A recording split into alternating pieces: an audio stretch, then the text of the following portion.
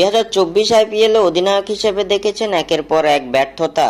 রোহিত ভক্তদের কাছ থেকেও শুনেছেন দুয়ো এবং পড়তে হয়েছে কটাক্ষ, সব ট্রোল এবং সমালোচনার মুখে। সম্প্রতি সময়টা যেন বিষাদের মতো কাটছে হার্দিক পান্ডিয়া। এত সবকিছুর পর এবার পারিবারিক জীবনেও হতাশা নেমে এসেছে হার্দিক পান্ডিয়ার। আইপিএল এর হতাশার পর এবার নিজের পারিবারিক জীবনেও চরম হতাশার মুখ দেখছেন মুম্বাই ইন্ডিয়ান্সের এই অধিনায়ক। হার্দিক পান্ডিয়ার সংসারে উঠেছে ভাঙনের সুর। গণমাধ্যমের তথ্য মতে হার্দিক পান্ডিয়া এবং তার স্ত্রী নাতাশা স্ট্যানকোভিচের বিবাহ বিচ্ছেদ ঘটেছে। খবরে বলা হয়েছে এই বিচ্ছেদের কারণে পান্ডিয়ার সম্পত্তির 70% ভাগ পাবে নাতাশা। বিবাহ বিচ্ছেদের পর নাতাশাকে সম্পত্তির 70 ভাগ দিয়ে দিতে হবে হার্দিক পান্ডিয়াকে। তবে পান্ডিয়া এবং নাতাশার পক্ষ থেকে বিবাহ বিচ্ছেদের ব্যাপারে এখনো কোনো আনুষ্ঠানিক ঘোষণা আসেনি।